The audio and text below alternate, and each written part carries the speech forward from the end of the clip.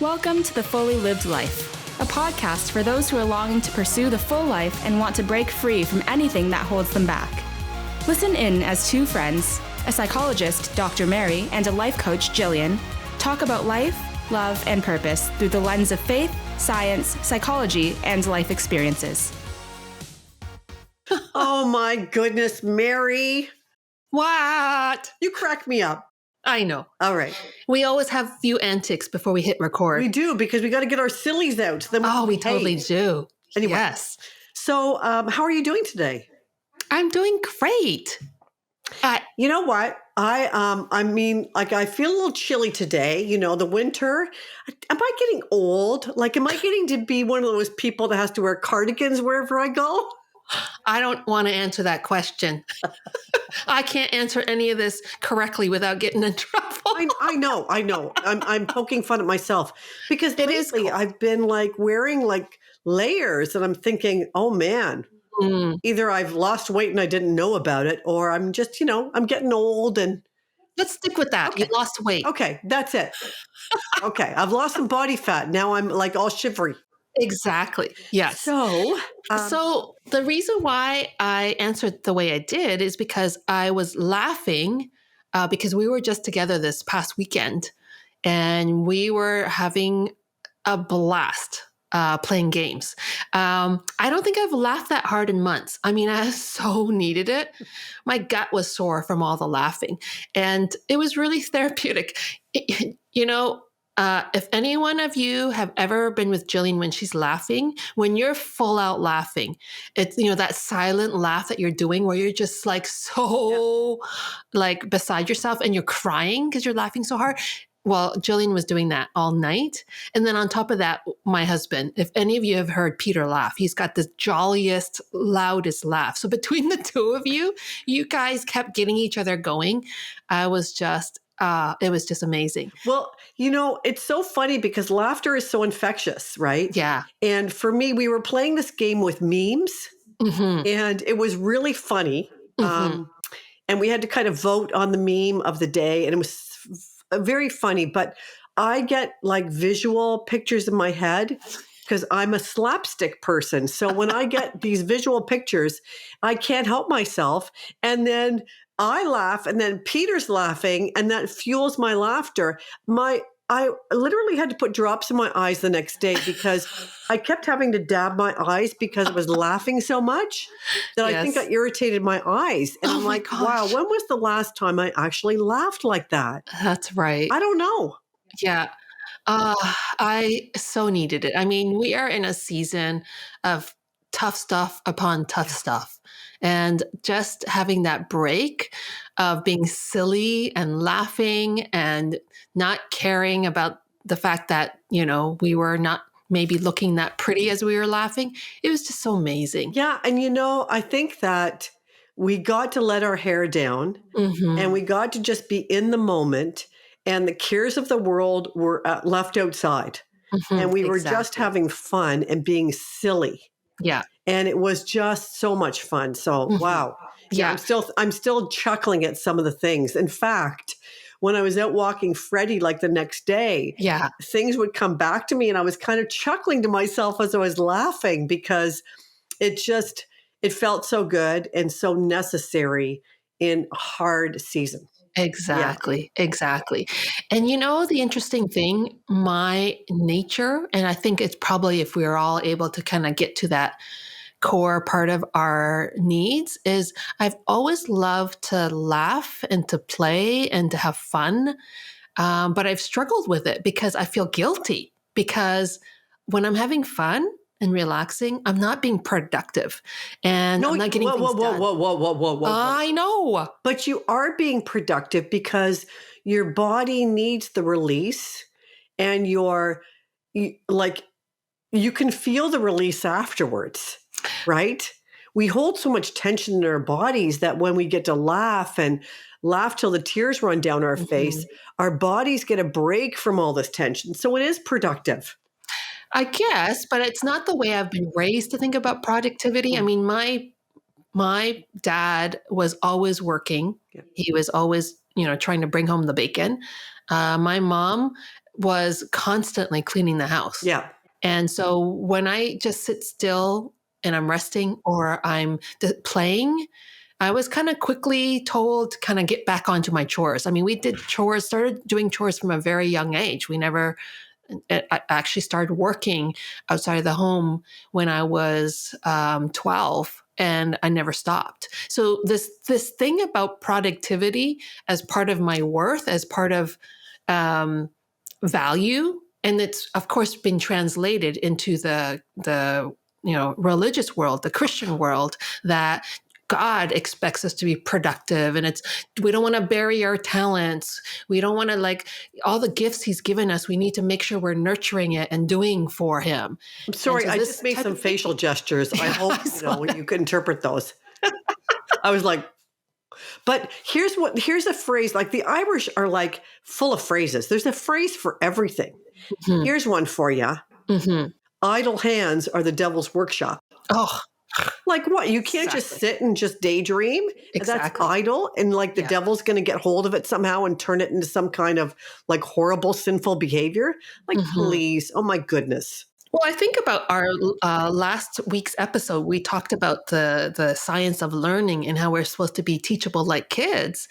That whole thing is about play. Mm-hmm. I mean, kids learn through play, and there's this wonder and this laughter and this enjoyment about it. And we lose sight of that when we're so focused on productivity. Yeah. And I think that, if we looked, you and I have shared our prayer lists for each other as well as some other good friends. And on there for every single one of us, there's this value of fun and adventure and laughter. Because that's what we remember. Mm-hmm. Quite frankly, I mean, when I look back over 2021, mm-hmm. some of the things that are high on my list of remembrance are the times where I've been having fun and playing, and it's been great. Mm-hmm. I really don't want to remember the trials too much. Yeah. Yeah. Well, I know you and Bruce and Peter and I have started to do the same thing. We love going motorcycling, and really part of it is just the sheer enjoyment of that. Yeah. Because it's not with COVID, we've been limited to how far we can go, where we can go, but I don't care. It's just let's get on the road. That's right. Let's get some wind in our hair and our face. Well, not really, because we have our helmets on, but it just feels so freeing, right? To be able to do that. But I see this in my coaching practice, and I'm pretty sure you see it as well. A lot of the reason why people come is they get to this place of burnout because it's all about productivity. When I ask people what hobbies they do, they're like, I don't really have any. When I ask them what they do for fun, they're like, well, people are struggling. It has lost its value in people's lives these days. Because I think that, I want to take you to task on that. I wonder, I quite think that it hasn't lost its value. I think it's lost its priority. Right. Okay. Because I think that people value others who can have fun. And there's almost this jealousy and this longing for fun. And I find the same thing, Mary. I'll often say to people, what do you do for fun? What do you do just to unwind? Mm-hmm. And there will be radio silence. And some people go, I don't really. Mm-hmm. And it's almost brings shame to them, right? That they don't have an outlet for fun. Mm-hmm. And then we have to really go slow because you don't want them to feel shame. Right. You want them to feel excitement and possibility, right? Yeah. That's what coaching is all about. It's being able to hold hope for others when they can't. Right. So I think it has a lot to do with the way we've been raised to think. Yeah. In our Western world and even in the Christian world, that this whole thing is about productivity. It becomes almost like a badge of honor of how much we can accomplish and how exhausted we are. So, it's so funny. I've fairly recently taken up crocheting, and crocheting, I'm doing it just for the fun of it. And I actually really enjoy it. There's something relaxing about the repetitive motion. Mm-hmm. But when I first started doing it, I was so frustrated with myself because I wasn't good enough at it. Yeah. And so what I was producing was crap. And I lost sight of the fact that I'm actually doing this for the enjoyment of it. It's actually supposed to be fun. And so if I can let go of my need for productivity and just enjoy the sheer experience of being able to do something with my hands, then it shifts its focus for me. Yeah. So Yeah, I resonate with that. My grandson is 3. He's in the time of imagination, which is delightful. Mm. Everything that is square is a car, and everything that is a circle is now a steering wheel. So the other day, he was sitting in the dog crate with the lid of the hamper, Mm. and he was in his car and he was driving. Mhm. And I sat beside him. I wasn't going to get in the car because there wasn't room for both of us, but I sat beside him as the passenger, and I got lost in it. Like all of a sudden, we were going for Timbits and we were doing things. We were Amazing. going to places Yeah. in his imagination, and I was just playing along. And I didn't Mm. have to do anything. I just had to be there. And it was so fun. And I Mm. forgot what it was like to just immerse yourself in an experience where you have no control. Yes. And it was like delightful. Mhm. Yeah, I love that.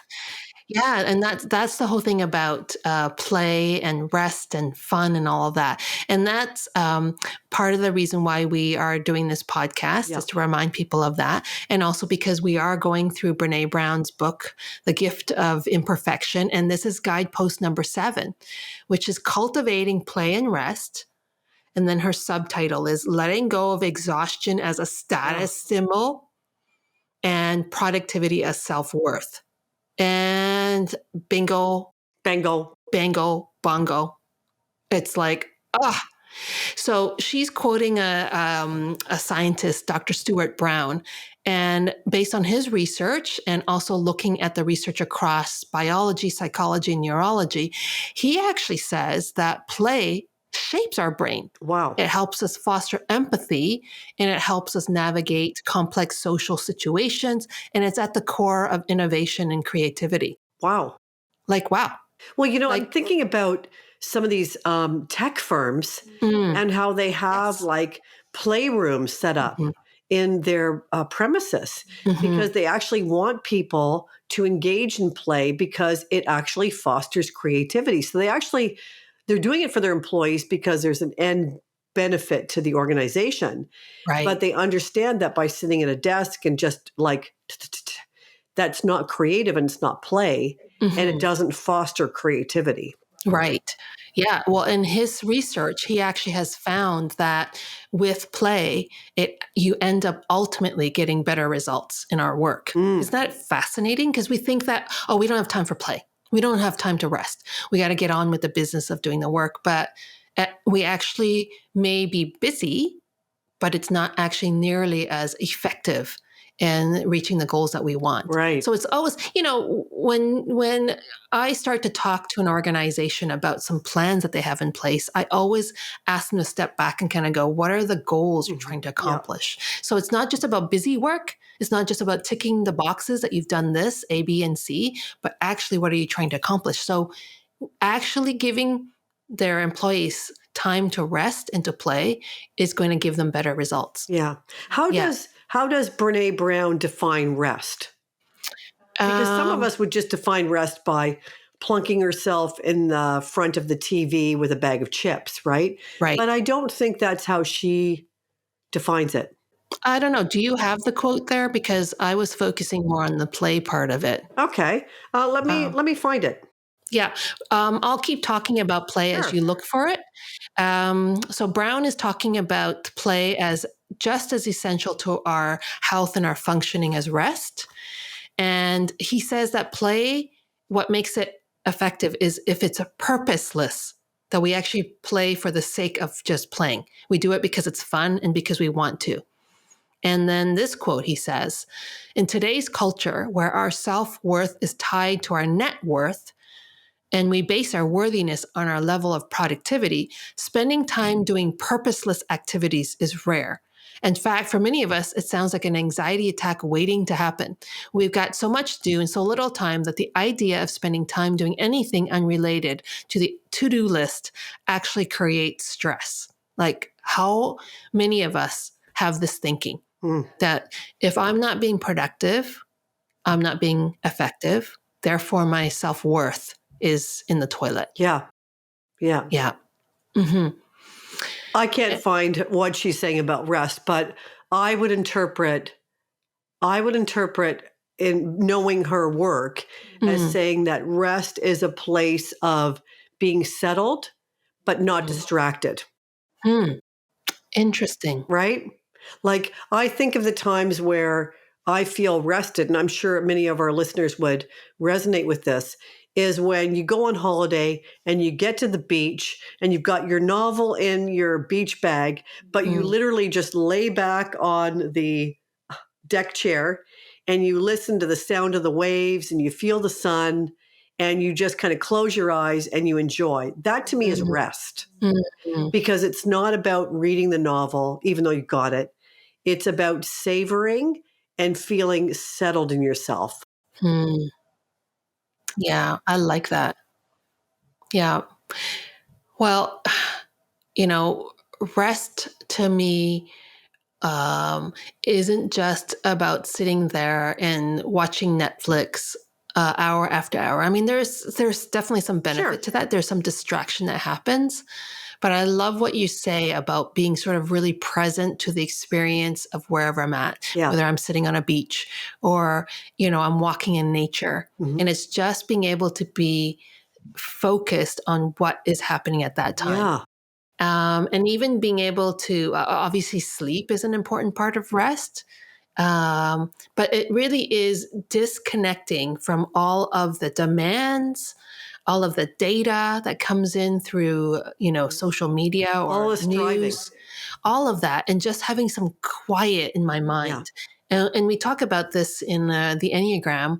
We talk about the 3 centers of our, expression, which is the mind, the body, and the heart, that I think rest comes with a quiet mind, where our mind is actually empty of all this anxious thought and it's just open to whatever we're observing and experiencing and the thoughts that come to mind. And then the grounded body, which is we're aware of what our body is feeling here and now, and we're paying attention to the signals that our body is giving us. And then our heart, that our heart is open, that we are able to experience our emotions, express it as need be, and share it as well. And I even think that emotional expression or knowing our heart and understanding what we're feeling, but without the judgment. Right. You just being able to accept what's going on with us is a place of rest for me. Yeah, and I think the other piece about rest, going to our theme, is that it is the opposite of productivity. Yeah. So there is nothing that needs to be accomplished. There's nothing that needs to be done and finished. There's no list that we have to check off. We can just take care of our bodies, our minds, and our hearts.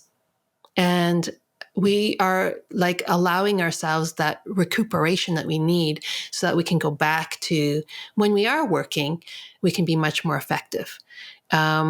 There's been some research even on doing work that if you take breaks, every 15 minutes or every half an hour for a few minutes, you're ultimately more productive than if you just kind of keep pushing through. Yeah. And so again, what are you accomplishing? Like, what are your goals? And just by working and constantly being active, are you actually accomplishing your goals? It's interesting you say that because years ago I did a course through the running room in order to run a half marathon. And the founder of the running room was a guy named John Stanton. And his theory was that even in a marathon, you ran for 10 minutes and you walked for 1. And so as we were training, we were building up to that. We were building up to being able to run for 10 minutes and then walk for 1 minute. And when it got closer to the marathon day, the Toronto International Marathon, our coaches kept saying to us, you've been training for rest. Don't forego the rest. So you're going to feel like if you don't take that 1 minute break, you're going to, better your time or whatever. It's not true. Do your 10 and 1, do your 10 and 1. And they drilled that into us. Sure enough, on race day, people were tempted to just keep running. Those of us that did the 10 and 1 finished stronger. Right. finished with less injuries, and Mm. finished in a better time. Can you believe that or not? Yeah, that's amazing. So this rest idea was built into the productivity of the race, but Mm. it got us to our goals because our body needed to do that in order to keep being productive. Mhm. Wow, that's a really great analogy. Mhm. Like, so if we can see that on the physical Yeah. realm and how that makes us more effective in our running, how much more so in the rest of our life, in the work life. Yeah. And you bring up to mind the whole thing about exercise and activity. Wasn't exercise and sports and all that was originally for our enjoyment, for our health and well-being, but nowadays it's become such a drive to be better, to succeed, to like push ourselves, to the self-discipline of it, that we've lost our sense of fun in Well, it. when I think of little kids when they're out playing hockey on the Great Canadian Mhm. Pond, a frozen lake or something, and Mhm. they're just having fun, right? Yeah. And they're in nature and they're out in the cold and they're having hot chocolate. I mean, that to me is play. Mhm. It's when you put them in an arena Yes, and then it becomes so competitive that it becomes work again. exactly. And so I think that how have we lost that element of play even at a young age where it's actually becoming something productive? I think that's the problem, is because, if I think about it, if we see productivity as an important value, Mhm. then my fear is that if my kids are not productive themselves and they're not winning or they're not the best or they're not achieving, then they're not going to be able to thrive Right. in today's world. But really, those are not the right metrics that we're supposed to be measuring our kids' success or their well-being. I mean, this is a wake-up call It really as I'm is. thinking about And it. I think that when kids are playing, there's a lot of problem solving and creativity, and they're kind of making up rules as they go, Mhm. and it lends itself for a more freeing and creative process. Mhm. And I think that will bode well for them all their life. Right. Well, let me quote from Dr. Brown, Mhm. who basically says play is not optional. It is not optional. And he says this: the opposite of play is not work, the opposite of play is depression. Ooh, Ooh. ooh, And he explains respecting our biologically programmed need for play can transform work. It can bring back excitement and newness to our job. Play helps us deal with difficulties, provides a sense of expansiveness, promotes mastery of our craft, and is an essential part of the creative process. Most important, true play that comes from our own inner needs and desires is the only path to finding lasting joy and satisfaction in our work. wow, In the long run, work does not work without play. ooh, What? Wow. wow. Like, it's essential. So let's start playing, people. Well, when he says the opposite of play is depression, like, wow. That's pretty strong language. Well, I mean, I know there's a lot of reasons why people struggle with their mental health. I well know the complexity of that.